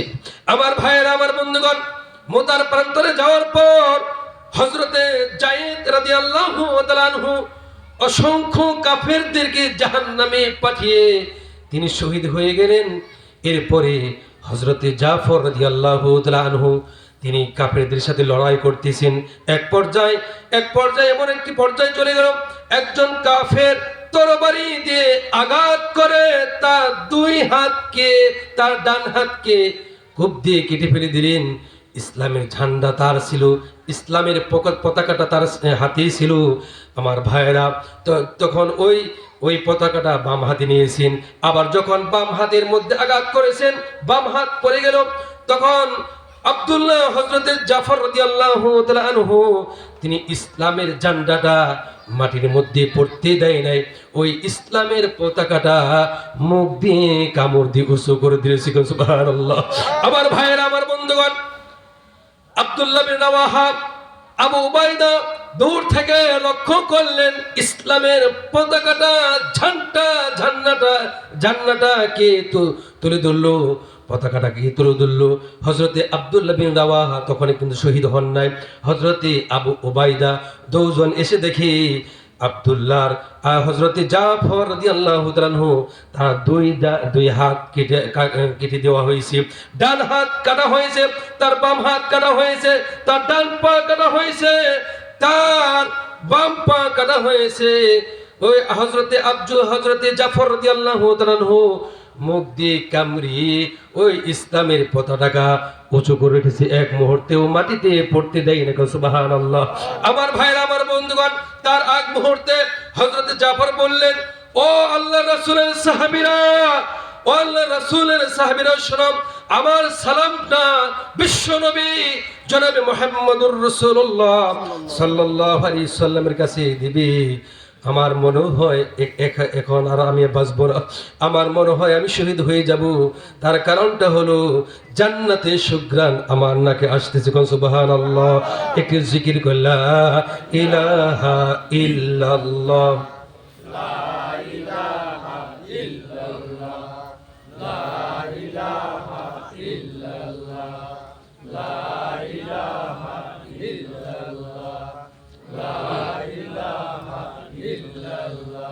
লা ইলাহা ইল্লাল্লাহ মুহাম্মাদুর রাসূলুল্লাহ সাল্লাল্লাহু আলাইহি ওয়াসাল্লাম। 3 নাম্বার হলো নিজেদের জান আর কি মাল। জান আর মাল আল্লাহর রাস্তায়, যে আল্লাহর রাস্তায় কি করতে হবে? জান দিয়ে মাল দিয়ে জিহাদ করতে হবে। এই জানটা কার বলেন তো? মালটা কার? কিন্তু আল্লাহ কি বলছে জানেন? সূরা তাওবার মধ্যে রব্বুল আলামিন তিনি বলেন, ইন্নাল্লাহা আশতারা মিনাল মুমিনিনা আনফুসাহুম ওয়া আমওয়ালাহুম বিআন্না লাহুমুল জান্নাহ। নিশ্চয় আমি মুমিনদের জান আর মাল খরিদ করে নিয়েছি আমার জান্নাতের বিনিময়। সুবহানাল্লাহ। নিশ্চয় আমি মুমিনদের জান আর মাল কিনে নিয়েছি, খরিদ করে নিয়েছি আমার জান্নাতের বিনিময়। সুবহানাল্লাহ। তাহলে মুমিনদের জান, মুমিনদের মাল, জানও আল্লাহ, মালও আল্লাহ। এরপরও আল্লাহ বলতেছে যে আমি মুমিনদের কাছে জান আর মালটা কিনলাম। এই জান আর মাল দিয়ে যখন আমার রাস্তায় জিহাদ করবে, আমার রাস্তায় যখন ব্যয় করবে, এর পরিবর্তে এর বিনিময় আমি আল্লাহ তাআলা তাদেরকে নিয়ামতের সুখ উদ্যান জান্নাত দান করব। সুবহানাল্লাহ। জান্নাতের মধ্যে সুখ আর সুখ, শান্তি ও শান্তি থাকবে না, না থাকবে।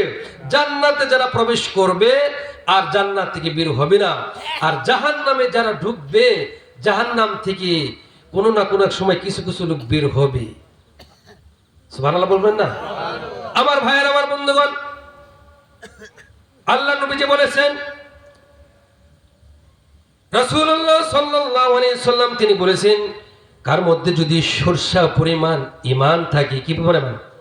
কার মধ্যে যদি সরষা পরিমাণ ঈমান থাকে, সে জাহান্নামে যখন পাপের কারণে, অন্যায়ের কারণে জাহান্নামে যাবে, কোনো না কোনো একদিন জাহান্নাম থেকে সে নিষ্কৃতি পাবে। সুবহানাল্লাহ। আমার ভাইয়ের, আমার বন্ধুগণ, জান্নাতে যখন দিবে, জান্নাতের নাজ নিয়ামত সেখানে থাকবে, সেখানে যা চাবেন তাই রব্বুল আলামিন আপনাদেরকে দিবে। সুবহানাল্লাহ। এই ওয়াজটা করার পরে জান্নাতের মধ্যে যা চাবে তাই রব্বুল আলামিন দিবে। এই ওয়াদাটা কার? এই ওয়াদাটা কার? আল্লাহ পাক। একজন হুজুর, আল্লাহ তো ওয়াদা সত্য। হ্যাঁ, অবশ্যই সত্য। আল্লাহ যখন জান্নাতে কোনো মানুষকে দিবে, জান্নাতে কি কোনো অভাব থাকবে? কোনো অশান্তি থাকবে? বুড়া মানুষ জান্নাতে যাবে না, কোন মানুষ? আর কালো মানুষ জান্নাতে যাবে না। এখন বুড়া যারা আছেন হতাশ হওয়ার কোনো কারণ নেই, কালো মানুষ যারা হতাশ হওয়ার কোনো কারণ নেই। বিশ্বনবী জনাবে মুহাম্মদুর রাসূলুল্লাহ সাল্লাল্লাহু আলাইহি সাল্লাম তিনি বললেন, বুড়া মানুষ জান্নাতে যাবে না, কালো মানুষ জান্নাতে যাবে না। এই কথাটা বলার পর একজন বৃদ্ধা লোক কান্না করতেছিল, ইয়া রাসূলুল্লাহ, ইয়া হাবিবাল্লাহ, তাহলে বুড়া মানুষ যদি জান্নাতে না যায় আমরা কোথায় যাব? একজন কালো মানুষ কাঁদতেছে, ইয়া রাসূলুল্লাহ, ইয়া হাবিবাল্লাহ, কালো মানুষ যদি জান্নাতে না যায় তাহলে কালো মানুষকে কোথায় রাখবে? তখন রব্বুল আলামিন বলে, আল্লাহর হাবিব বলেন যে বুড়া মানুষকে জান্নাতে দিবে না, তার কারণটা হলো ওই বুড়াকে যখন জান্নাতে দিবে নওজোয়ান বানিয়ে জান্নাতে ঢুকাবে। সুবহানাল্লাহ। কালো মানুষকে বললেন, বিশ্বনবী জনাবে মুহাম্মদুর রাসূলুল্লাহ সাল্লাল্লাহু আলাইহি সাল্লাম তিনি বললেন, ও কালো মানুষ তুমি কাঁদবে না, তার কারণটা হলো হতাশ হওয়ার কোনো কারণ নাই, কান্নার কোনো কারণ নাই। যখন আল্লাহ রাব্বুল আলামিন তোমাকে জান্নাত দিবে, তখন এমন সুন্দর করে জান্নাত দিবে তুমি আর কালো থাকবে না। সুবহানাল্লাহ।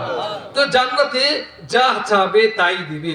তখন একজন ব্যক্তি বলতে, হুজুর জান্নাতে গেলে যা চাবে তাই পাওয়া যাবে, তো আমার তো হুক্কা খাওয়ার অভ্যাস। কি খাওয়া? হুক্কা খায় না? হুক্কা তো নেই। ছোট ছোট পোলাপান আমরা দেখেনি, আমরা দেখছি ছোট সময় হুক্কা যে টানছে ঘর ঘর করে শব্দ হচ্ছে, ঠিক করে বলে, হায় রে কি স্বাদ। খাইছেন না? আমরা খাই না। দেখো বুড়া মানুষ ওনাকে খাইতে পারেন, বুড়া বললাম মাইন্ড করবেন না। বৃদ্ধ লোক যারা আছে, যারা বাবাজিরা, আমার আব্বাজান যারা এখানে বসেছেন, চুল পাকে দাড়িপালা লোক, হয়তো অনেকেই দেখছেন বা অনেকেই খাইছেন, দেখছেন, কিন্তু অনেকেই খাইছেন হয়তো খান না, কিন্তু ঘর ঘর করে শব্দ হয়, ঠিক কিনা বলে। এই যে এখন কি নেই, হুক্কা নেই, হুক্কার পরিবর্তে কি আসলো? বিড়ি, সিগারেট। কয় ধূমপান স্বাস্থ্যের জন্য অনেক ভালো, ঠিক কিনা? ধূমপান কি? ধূমপানে ওই বিড়ি সিগারেটের গায়ের মধ্যে লেখা ধূমপান স্বাস্থ্যের জন্য ক্ষতিকর, তারপরও যে টানে, এমন টান মারে, ফু মারে উষার দিকে, দেখে ফু যায় ক্ষুদ্র, ঠিক কিনা বলে। কয় হুজুর সবই তো দিব, কিন্তু আমার তো হুক্কা বিড়ি খাওয়ার অভ্যাস আছে, এটাকে আল্লাহ তাআলা দিবে? এখন হুজুর তো বেকার দেয়, ঠিক কিনা বলেন। তখন হুজুর বলে, হ্যাঁ অবশ্যই তোমাকে দিবে, তুমি তুই সাহস করে রব্বে কারিমের কাছে হুক্কা চাইতে পারো, বিড়ি সিগারেট চাইতে পারো, অবশ্যই তোমাকে হুক্কা বিড়ি দিবে, কিন্তু মনে রাখবে ভালো জিনিস থেকে পচা জিনিসের কথা মনে পড়বে না। সুবহানাল্লাহ, সুবহানাল্লাহি বিহামদিহি, সুবহানাল্লাহিল আযীম। সেখানে কি পচা জিনিসের কথা মনে হবে? মনে হবে না। আল্লাহ তাআলা আমাদেরকে খারাপি থেকে, খারাপ জিনিস থেকে এড়িয়ে চলা তৌফিক দেন, বলেন আমিন। আমার ভাইয়ের, আমার বন্ধুগণ, তুমিনুনা বিল্লাহি ওয়া রাসূলিহি ওয়া তুজাহিদুনা ফি সাবিলিল্লাহি বিআমওয়ালিকুম ওয়া আনফুসিকুম যালিকুম খায়রুল লাকুম ইন কুনতুম তা'লামুন। আমার ভাইয়েরা, নিজেদের জান মাল দিয়ে আল্লাহর রাস্তায় জিহাদ করতে হবে। হযরতে উসমান রাদিয়াল্লাহু তাআলা আনহু জিন্নুরাইন বলা হয়, ঠিক কিনা বলেন। হুজুর সাল্লাল্লাহু আলাইহি ওয়াসাল্লামের দুই কন্যা তার কাছে বিয়ে দিয়েছে। কয় কন্যা? দুইটা কন্যা বিয়ে দিয়েছে। হুজুর বলেছেন যে যত কন্যাই মারা গেত আর যত কন্যাই হইতো আমি উসমানের কাছে বিবাহ দিতাম। সুবহানাল্লাহ।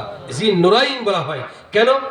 আমার ভাইরা, বিশ্বনবী জনাবে মুহাম্মদুর রাসূলুল্লাহ সাল্লাল্লাহু আলাইহি সাল্লামের কাছে একজন লোক এসে বললেন, ইয়া রাসূলুল্লাহ, ইয়া হাবিবাল্লাহ, আমাকে কিছু সাহায্য দেওয়া যাবে? আমার মেয়েটা বিয়ে দিব, আমাকে কিছু টাকা পয়সা দেওয়া যাবে কিনা? বিশ্বনবী বললেন, আল্লাহর বান্দা, এই মুহূর্তে তো আমার কাছে কোনো কিছু নাই, তোমাকে সাহায্য করব দেওয়ার মতো কিছু নাই। আমি তোমাকে একটা পরামর্শ দিচ্ছি, তুমি আমার জামাতা মেয়ের জামাই হযরতে উসমানের কাছে তুমি যাবে, তার কাছে তুমি যা চাবে তাই পাবে। সুবহানাল্লাহ। আমার ভাইয়েরা, বিশ্বনবী, দয়ার নবী, মায়ের নবী, রাহমাতুল লিল আলামিন যখন বললেন, ওই লোকটা উসমান রাদিয়াল্লাহু তাআলা আনহুর বাড়িতে যাওয়ার পর উসমানের সাথে সাক্ষাৎ করার আগে একটা দৃশ্য দেখলেন। দৃশ্যটা হলো পিপিলিকা খাদ্যগুলো পিপিলিকার মুখ থেকে রেখে দিচ্ছে। পিপিলিকার মুখ থেকে খাদ্যগুলো রেখে দিচ্ছে। হ্যাঁ, পিপিলিকা খাদ্য নিয়ে যাচ্ছে নহর ধরে, আর খাদ্যগুলো রেখে দিচ্ছে। হ্যাঁ, পিঁপড়ে, এই পিঁপড়ার খাদ্য যখন রেখে দিচ্ছে, তখন লোকটা বললেন যে আশ্চর্য কথা, উসমানের কাছে আসলাম কিছু সাহায্য নেওয়ার জন্য, এই উসমানকে আমাকে সাহায্য দিবে, পিঁপড়ার মুখ থেকে খাদ্যগুলো রেখে দিচ্ছে, সে তো আমাকে তো কোনো কিছু দিবে না। আবার রাসূলুল্লাহ সাল্লাল্লাহু আলাইহি সাল্লামের দরবারে গেছে, বলে, ইয়া রাসূলুল্লাহ, আপনার কাছে যদি কোনো কিছু থাকে বা কোনো সিস্টেম করে দিতে পারেন তাহলে আমাকে দিয়ে দেন। উসমান হয়তো দিবে না। কয় না, তুমি যাও, উসমানের মন অনেক বিশাল, অনেক বড় মনের মানুষ, তোমাকে দিবে। এরপরে লোকটা যখন উসমান রাদিয়াল্লাহু তাআলা আনহুর বাড়িতে যখন গেলেন, যাওয়ার পর তুলাগুলো উড়ে যাচ্ছে, এই তুলাগুলো ধরে ধরে নেটের ভিতরে দিচ্ছে। এই দৃশ্যটা দেখে কিছু তুলা তো উড়ে যাবে, ঠিক কিনা বলেন। এই দৃশ্যটা দেখে তিনি আরো আশ্চর্য হয়ে গেলেন, উসমান আমাকে কোনো কিছু দিবে না। আগের দিন যে ঘটনা দেখলাম তার চাইতে এটা আরো বেশি কঠিন কঠিন বিষয়। উসমান তো আমাকে কিছু দিবে না। তখন ওই লোকটা আবার রাসূলুল্লাহ সাল্লাল্লাহু আলাইহি সাল্লামের কাছে গেলেন, বললেন, ইয়া রাসূলুল্লাহ, ইয়া হাবিবাল্লাহ, আপনার কাছে যদি কোনো কিছু থাকে বা কারো কাছ থেকে যদি এনে দিতে পারেন আমাকে সাহায্য করুন। উসমান কিন্তু হয়তো বা আমাকে কোনো কিছু দিবে না। দয়া নবী, মায়া নবী রহমাতুল আলামিন বললেন, ও আল্লাহর বান্দা, তুমি উসমানের কাছে যাও। তুমি উসমানের কাছে যাওয়ার পর তার সাথে তুমি সাক্ষাৎ করেছো। বললেন, ইয়া রাসূলুল্লাহ, ইয়া হাবিবাল্লাহ, উসমানের সাথে সাক্ষাৎ হয় নাই, কিন্তু দুইটা ঘটনা দেখি, দৃশ্য দেখি আমি আশ্চর্য হয়ে গেলাম। হুজুরের কাছে ঘটনাটা খুলে বললেন যে এইগুলো দেখার পর আমার কাছে একটু মনে মনে অনুভূতি আসলো যে উসমান আমাকে কোনো কিছু দিবে না। তখন বিশ্বনবী বললেন, না ও আল্লাহর বান্দা, তুমি উসমানের কাছে সরাসরি সাক্ষাৎ করবে। সাক্ষাৎ করার পর যখন তোমার মনে ব্যক্তটা প্রকাশ করবে, অবশ্যই অবশ্যই তোমাকে একটা কিছু অবশ্যই দিবে। তৃতীয় দিন যাওয়ার পর রাত্রিবেলায় গেছেন। রাত্রিবেলায় যাওয়ার পর তার একজন চাকর কি গোলাম কি বলতেছি, এই কুপির সলতাটা, হারিকেনের সলতাটা একটু কমিয়ে দাও, তেল ফুরিয়ে যাবে। কি ফুরিয়ে যাবে? সলতাটা একটু কমিয়ে দাও, তেল, হারিকেনের তেল বা কুপির তেল ফুরিয়ে যাবে। লোকটা কি বলবে দিশকুল পাচ্ছে না যে এখন কি বলি। আবার কি রাসূলুল্লাহ সাল্লাল্লাহু আলাইহি ওয়াসাল্লামের কাছে যাইতে পারি? আর এই লোকটার কাছে কি বল আমি বলতে পারি? তারপরে সাহস না গেল, সালাম দেওয়ার পর বলল, হে উসমান, আল্লাহ রাসূল আমাকে পাঠাইছে তোমার কাছে কিছু সাহায্য নেওয়ার জন্য। আমার কিছু টাকা পয়সার প্রয়োজন। হ্যাঁ, আমার মেয়ে বিয়ে দিব তো। তখন উসমান রাদিয়াল্লাহু তাআলা আনহু বললেন, যে আল্লাহর বান্দা, এই মুহূর্তে তো আমার কাছে কিছু নাই, কিন্তু উটের একটা কাফেলা আসতেছে। উটের একটা কাফেলা আসতেছে। ওই কাফেলার থেকে যে উট পছন্দ হয় সেই উট তুমি নিয়ে যাবে। সুবহানাল্লাহ, আল্লাহু আকবার, মারহাবা বলে। এই হলো বিশ্বনবীর মেয়ের জামাই, ঠিক কিনা বলি? নিজেদের জান মাল দিয়ে আল্লাহ রাস্তায় জিহাদ করতে হবে। কার রাস্তায়? আল্লাহ রাস্তায় জিহাদ করতে পারবা ভাইরাম। তখন ওই উটের কাফেলা আসার পর সবচাইতে যে বড় উট ওটাই পছন্দ করেছে। সুবহানাল্লাহ। ওই উটটা যখন ধরে নিয়ে যাচ্ছে, বাকি উটগুলো ওই উটের পিছনে পিছনে যাচ্ছে। তখন উটের যিনি রাখাল উসমানের কাছে খবর পাঠিয়েছে যে যেই উট নিয়ে যাচ্ছে ওই উটের পিছনে সকল উট নহর করে যাচ্ছে। উসমান বলতেছে সমস্ত উটগুলো তাকে দিয়ে দাও। সুবহানাল্লাহ। এজন্য রব্বুল আলামিন বলেন, ইন্নাল্লাহা আশতারা মিনাল মুমিনিনা আনফুসাহুম ওয়া আমওয়ালাহুম বিআন্না লাহুমুল জান্নাহ। নিশ্চয় আমি মুমিনদের জান আর মাল খরিদ করে নিয়েছি আমার জান্নাতের বিনিময়। বলেন কিসের বিনিময়? আমার জান্নাতের বিনিময়। তারা আমার রাস্তায় জান দিয়ে মাল দিয়ে তারা আমার রাস্তায় জান দিবে, মাল দিবে। কার রাস্তায় বলেন তো? আল্লাহ রাস্তায়। মসজিদ, মাদ্রাসা, জিহাদের ময়দানে গরিব, মিসকিন, এতিম, বিধবা, অসহায়, দারিদ্র লোক যারা আছে তাদেরকে যখন সহযোগিতার হাত বাড়িয়ে দিবেন, এটাই হলো আল্লাহ রাস্তা। বলেন সুবহানাল্লাহ। আমার ভাইয়ের, আমার বন্ধুগণ, আমি আপনাদেরকে আরেকটি ঘটনা শোনাই।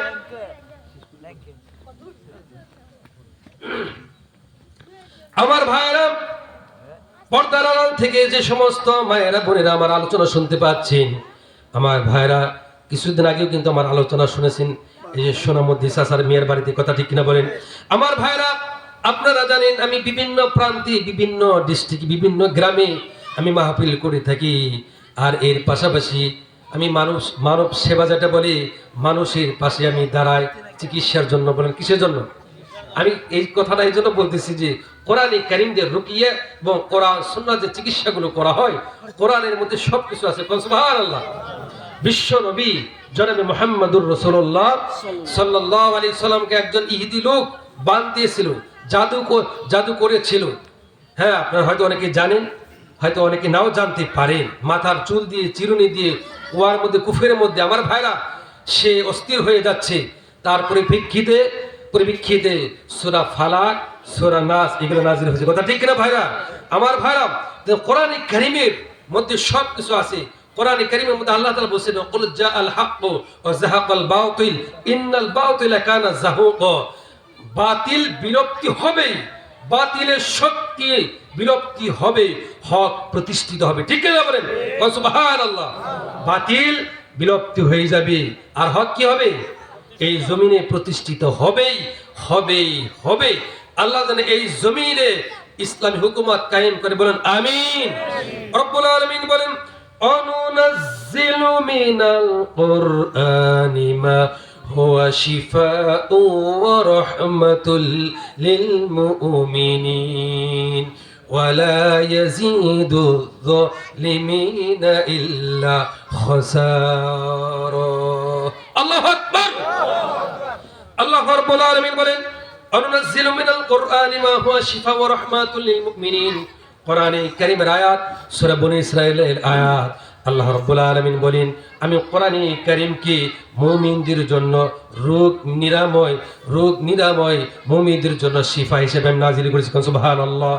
এই মুমিন যারা ঈমানদার, যারা আল্লাহওয়ালা, যারা মুমিন, তারা এই কোরআন কারীম থেকে তারা রোগ নিরাময় পাবে, তারা শিফা পাবে, কোরআন থেকে তারা চিকিৎসা গ্রহণ করতে পাবে। সুবহানাল্লাহ। ওয়ালা ইয়াজিদু যালিমিনা ইল্লা খাসারা। আর জালেম যারা, দুষ্কৃতী যারা, তারা শুধু ক্ষতি পাবে। ঠিক কিনা বলেন? মুমিনরা উপকার পাবে, জালেমরা কি পাবে? ক্ষতি পাবে। বলেন, জালেমরা কি পাবে? ক্ষতি পাবে, মুমিনরা উপকার পাবে। আমার ভাইরা, এজন্য কোরআন কারীমের মধ্যে সব কিছু আছে। এই যেমন মানুষকে ব্ল্যাক ম্যাজিক করা হয়, জাদুটোনা করা হয়, কুফরি করা হয়, মানুষের বদনজর লাগে, লাগে না? সব কিছু কোরআন হাদিসের মধ্যে আছে। এই যে মানুষের উপরে জিনের আসর হয় কি না?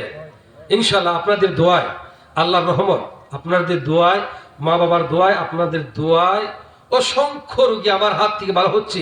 এটা আল্লাহর রহমত। কার রহমত? জিনের রোগী আমার সামনে বসালে ফু দেওয়ার আগে হাজির হয়ে যায়। আল্লাহু আকবার। আর কোরআন কারীমের আয়াত দিয়ে একে থেকে দুই থেকে তিনটা ফু, কয়টা ফু? দুই থেকে তিনটা ফু যদি কারো ভিতরে জিন আসর করে থাকে, প্রবেশ করে থাকে, আল্লাহি, আল্লাহর কসম, যত বড় জিন থাকুক, পৃথিবীর যে প্রান্তেই থাকুক, দুই থেকে তিনটা ফু দেওয়ার মাধ্যমে তার শরীরে আসতে বাধ্য হবে। আল্লাহু আকবার। সব ব্যাপারে কোরআন কারীমের মধ্যে আছে। এই কোরআন থেকে আমরা উপকার পাবো। ঠিক কিনা বলি? কোরআন থেকে আমরা কি পাবো? উপকার পাবো। আমি একটা জিনিস শিখে আপনাদেরকে, ছোট বড় যারা আছেন, ফজরের নামাজের পর শরীরটা বন্ধ করবেন, সূরা ইখলাস, সূরা ফালাক, সূরা নাস, আউযু বিল্লাহি বিসমিল্লাহ সহ পড়ে এরকম ফু দিয়ে শরীরে এরকম করে মেসেজ করবেন। শরীরটা সকাল থেকে নিয়ে সন্ধ্যা পর্যন্ত জাদুটোনা থেকে, ব্ল্যাক ম্যাজিক থেকে, কুফর থেকে এবং বদনজর থেকে, দুষ্ট জিন থেকে আল্লাহ তাআলা আপনাদেরকে হেফাজত করবে। সুবহানাল্লাহ। মাগরিবের পরে যদি এগুলো করতে পারেন, হ্যাঁ, মাগরিবের পরে করলে ফজর পর্যন্ত হেফাজত থাকতে পারবেন। সুবহানাল্লাহ। আর যত বড় বিষাক্ত সাপই থাকুক, সাপের নেঞ্জার মধ্যে যদি পাড়াও দেন, আল্লাহু আকবার, আপনাকে কামড় দেওয়ার দুঃসাহস পাবে না। সুবহানাল্লাহ। এই জন্য এই আমলটা করবেন। আর ছোট ছোট বাচ্চারা আছে, দুইটার সময় খুব সাবধান, ঠিক দুপুরের সময় আর মাগরিবের পরে থেকে এশা পর্যন্ত দুষ্ট জিনেরা ঘোরাফেরা করে। কি করে? দুষ্ট জিনেরা ঘোরাফেরা করে। এর থেকে ছেলে মেয়েদেরকে ঘরে রাখার চেষ্টা করবেন। যদিও বাহিরে যাওয়ার প্রয়োজন মনে করেন, তাহলে সূরা ইখলাস, সূরা ফালাক, সূরা নাস পড়ে দম করে শরীরটাকে বন্ধ করে নিয়ে যাবেন। জাদুটোনা, কুফরি, বদনজর, ব্ল্যাক ম্যাজিক, দুষ্ট জিন থেকে 100% সে মুক্ত থাকবে। সুবহানাল্লাহ। আল্লাহ তাআলা এই আমল করতে তৌফিক দান করবেন। আমিন। আমার ভাইরা, আমার বন্ধুগণ, আমি আপনাদেরকে আরেকটি ঘটনা শোনাবো। এই ঘটনা শুনিয়ে আমি আমার আলোচনা সমাপ্ত করব। এখানে যারা উপস্থিত আছেন, অনেক যুবক ভাইরা এখানে যারা বসে আছেন, বাবাজিরা যারা এখানে বসে আছেন, আমার মায়েরা, বোনেরা যারা পর্দার আড়াল থেকে যারা শুনতে পাচ্ছেন, এখানে অনেকেই মা হারা, অনেকেই বাবা হারা সন্তান বসে আছেন। ঠিক কিনা বলেন ভাইরা? আমার ভাইরা, অনেকে মা হারা, অনেকেই বাবা হারা সন্তানের এখানে বসে আছেন। আমার মায়েরা, আমার বোনেরা, আমার বন্ধুগণ, যাদের মা দুনিয়ার থেকে বিদায় নিয়ে কবরের বাসিন্দা হয়ে গেছে, যাদের আব্বা জান দুনিয়ার থেকে বিদায় নিয়ে কবরের বাসিন্দা হয়ে গেছে, আমাদের জন্য আমাদের মা কত কষ্ট করেছে, আমাদের আব্বা জান বাপ জান আমাদের জন্য কত না কষ্ট করেছে, কথা ঠিক কিনা বলেন? রব্বুল আলামিন বলেন, দুনিয়ার মানুষেরা খবরদার, পৃথিবীর সমস্ত মানব মণ্ডলীদেরকে বললেন, কোন মানব মণ্ডলীদেরকে বললেন যে খবরদার কোন মানুষ যেন তার মা বাবার সঙ্গে খারাপ আচরণ না করে। এই কথাটা কার? আমার ভাইয়ের, আমার বন্ধুগণ, রব্বুল আলামিন বলেন, উফফি ওয়ালা তানহারহুমা ওয়াকুল লাহুমা কওলান কারীমা। আল্লাহু আকবার। আমার ভাইয়েরা, রব্বুল আলামিন বলেন, মা বাবার সঙ্গে উফ শব্দটাও ব্যবহার করা যাবে না। মায়ের সঙ্গে বাবার সঙ্গে যখন কথা বলবে, আল্লাহুমা কওলান কারীমা, সম্মানজনক কথা বলবে। এই কথাটা কার? এই কথাটা কার? আমার ভাইয়ের, আমার বন্ধুগণ, বিশ্বনবী জনাবে মুহাম্মদুর রাসূলুল্লাহ সাল্লাল্লাহু আলাইহি সাল্লামের কাছে একজন সাহাবী এসে বললেন, ইয়া রাসূলুল্লাহ, ইয়া হাবিবাল্লাহ, খিদমত করব কার? হুজুর বললেন, তোমার মায়ের। আবার বললেন, ইয়া রাসূলুল্লাহ, খিদমত করব কার? হুজুর বললেন, তোমার মায়ের। আবার বললেন, ইয়া রাসূলুল্লাহ, খিদমত করব কার? হুজুর বললেন, তোমার মায়ের। আবার বললেন, ইয়া রাসূলুল্লাহ, ইয়া হাবিবাল্লাহ, খিদমত করব কার? হুজুর বললেন, তোমার পিতার। পিতার চাইতে মায়ের মর্যাদা 3 গুণ বাড়িয়ে দিলেন। বলেন কয় গুণ? আমার ভাইরা 3 গুণ বাড়িয়ে দেন। 3টি কারণে রব্বুল আলামিন মায়ের মর্যাদা, মায়ের সম্মানটা রব্বুল আলামিন বাড়িয়ে দিলেন। অনেক মায়েরা বোনেরা শহরে দেখবেন যে আমাদের অধিকার ফিরে দাও, আমাদের সম্মান ফিরে দাও, বলে কিনা? আরে তোদের অধিকার সম্মান 1400 বছর আগেই, 1450 বছর আগেই আল্লাহ তার রাসূল সম্মান দিয়েছে, ঠিক কিনা বলেন? যারা বলে আমাদের সম্মান ফিরিয়ে দাও, আমাদের অধিকার ফিরিয়ে দাও, ওরা জারুর বাড়ি খায়, ঠিক কিনা বলেন? আর যাদের সম্মান অধিকার নিয়ে থাকে তাদের সম্মান বাড়ি দেয় কি? আল্লাহ, আল্লাহ রাব্বুল আলামিন। আমার ভাইরা দেখেন, লক্ষ্য করুন, বিশ্ব নবী জনাবে মুহাম্মদুর রাসূলুল্লাহ সাল্লাল্লাহু আলাইহি সাল্লামের চাইতে দামি মানুষ, মহান ব্যক্তিত্ব আকাশ আর জমিনের উপর কোথাও খুঁজে পাওয়া যাবে না? না পাওয়া যাবে? আল্লাহর পরে যার স্থান, তিনি হচ্ছে মুহাম্মদুর রাসূলুল্লাহ সাল্লাল্লাহু আলাইহি সাল্লাম। তিনি মসজিদ নববীতে বসে আছেন সাহাবীদের সাথে। হঠাৎ করে একজন বৃদ্ধা লোক প্রবেশ করলেন। বৃদ্ধা লোক প্রবেশ করার পর বিশ্ব নবী জনাবে মুহাম্মদুর রাসূলুল্লাহ সাল্লাল্লাহু আলাইহি সাল্লাম তিনি সঙ্গে সঙ্গে দাঁড়িয়ে গেলেন এবং তার গায়ের চাদরটা ওই বুড়ি মহিলাটার জন্য বিছিয়ে দিলেন। আল্লাহু আকবার। দাঁড়িয়ে গেলেন, সঙ্গে সঙ্গে তার গায়ের চাদর খুলে বুড়ি মহিলাটার জন্য বসিয়ে দিলেন। তাহলে দেখেন, বিশ্বনবীর চাদরের উপরে বসে তার মর্যাদা কম না, ঠিক কিনা বলেন? অনেক সময় কথাবার্তা বললেন, কথাবার্তা যখন শেষ হয়ে গেল, আবার যখন বৃদ্ধা মহিলা চলে গেলেন, সাহাবারা বললেন, ইয়া রাসূলুল্লাহ, ইয়া হাবিবাল্লাহ, আমরা কিছুই বুঝতে পারলাম না, আমরা বড় আশ্চর্য হয়ে গেলাম, আমরা কিছুই বুঝতে পারলাম না। একজন বৃদ্ধা মহিলার জন্য বিশ্বনবী দাঁড়ায় আর তার গায়ের চাদরটা বৃদ্ধা মহিলার জন্য বিছিয়ে দেয়। বিশ্বনবী বললেন, হুজুর বললেন, ও আমার সাহেবেরা শোনো, এই লোকটাকে চিনতে পারো নাই। আমি আমার মায়ের দুধ তেমন আমার কিসমত হয় নাই, আমি আমার মায়ের যত্ন তেমন পাই নাই। এই লোকের এই যে লোক, যে লোকটার জন্য আমি আমার গায়ের চাদরটা বিছিয়ে দিলাম, এই লোকের বুকের দুধ খেয়ে কাকি কোলে চড়ে বড় হয়েছে, ইনি হচ্ছে আমার দুধমা হযরতে হালিমাতুস সাদিয়া। সুবহানাল্লাহ। আমার ভাইরা, আমার বন্ধুগণ, আজও অনেক কুলাঙ্গার সন্তান, নিকৃষ্ট সন্তান, অনেক সন্তানেরা এরকম আছে, স্ত্রীর কথা অনুযায়ী মা বাবার সঙ্গে মুখ মলিন করে রাখে। এরকম সন্তান আছে না নাই? এলাকায় নেই? কম না বেশি? বেশি। মানে স্ত্রীর কথা অনুযায়ী মা বাবার সঙ্গে মুখ মলিন করে থাকে। কথা বলে না, এরকম সন্তান আছে, ঠিক কিনা বলেন? তারা মানুষ না, তারা জানোয়ার, নিকৃষ্ট শয়তান। তার কারণটা হলো উলাইকা কাল আনআম বাল হুম আদল, যে কিছু কিছু মানুষ আছে ওদের স্বভাব চরিত্র চার পায়া চার চতুষ্পদ জানোয়ারের চাইতে নিকৃষ্ট, ঠিক কিনা বলেন?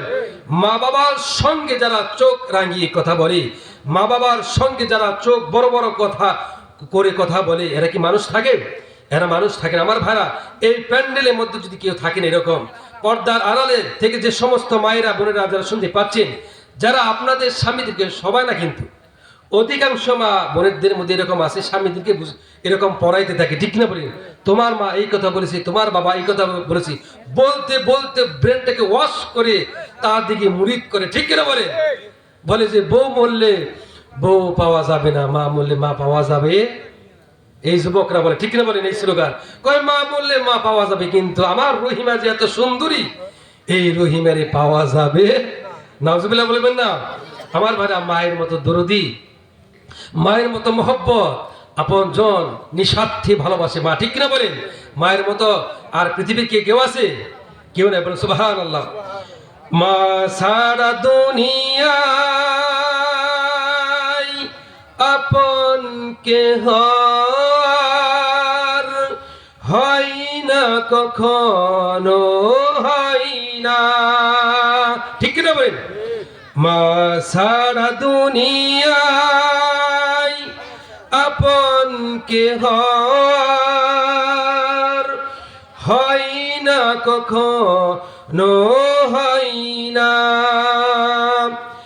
সীমাহীন যাতনায় বুক ভরা বেদনায়, সীমাহীন যাতনায় বুক ভরা বেদনায়, মার মতো কেউ পাশে রয় না, ঠিক না বলেন? মার মতো কেউ পাশে রয় না। আল্লাহু আকবার, মারহাবা বলেন। মার মতো আপনজন কি পৃথিবীতে হতে পারে না? আমার ভাইরা, এই জন্য মা বাবার জন্য প্রধান বক্তা এসেছে। আমি আর আমার আলোচনাটাকে কি দীর্ঘায়িত করব না, আমি আমার আলোচনাটাকে সমাপ্তি করব। আমার ভাইরা, মায়ের জন্য বাবার জন্য দোয়া শিখিয়েছেন কে বলেন? আল্লাহ রাব্বুল আলামিন, রব্বিরহামহুমা কামা রব্বায়ানি সগীরা, রব্বিরহামহুমা কামা রব্বায়ানি সগীরা। আল্লাহ তাআলা রব্বুল আলামিন আমার মা বাবা যেরকম করে আমার স্নেহের কুলে লালন পালন করেছে, রব্বুল আলামিন তুমি আমার মা বাবাকে তোমার রহমতের কুলে লালন পালন করে না, বলুন আমিন। মায়েরা বোনেরা যারা আছেন আর ভাইরা যারা আছেন, সকলে এই দোয়াটা পড়বেন, 5 ওয়াক্ত নামাজ পড়বেন, আলিম ওলামাদের পক্ষে থাকবেন, কোরআন হাদিস মোতাবেক চলবেন। আগামী নির্বাচন কোরআনের নির্বাচন, ঠিক না বলেন? আগামী সামনে নির্বাচন কোরআনের নির্বাচন। এই সামনের পার্লামেন্ট কোরআনের পার্লামেন্ট। আমরা চেষ্টা করব আলিম ওলামাদেরকে পার্লামেন্টে নেওয়ার জন্য। কোরআন দিয়ে দেশ চলবে, ব্যক্তিগত জীবন, পারিবারিক জীবন, সামাজিক জীবন, অর্থনৈতিক জীবন, রাজনৈতিক, রাষ্ট্রনীতি, পররাষ্ট্রনীতি, সব কিছু জানি কোরআন দিয়ে চলতে পারে। আপনারা রাজি আছেন? কে কে রাজি আছেন? হাত উঠে আল্লাহকে দেখান।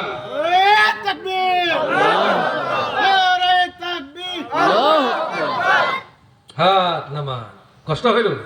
যাই হোক, বাংলা কণ্ঠে যতটুকু কোরআন হাদিস থেকে আলোচনা করলাম, সূরা আস-সফ থেকে আসলে আলোচনা করে শেষ করা যাবে না। কোরআন তাফসীর করে শেষ করা যাবে?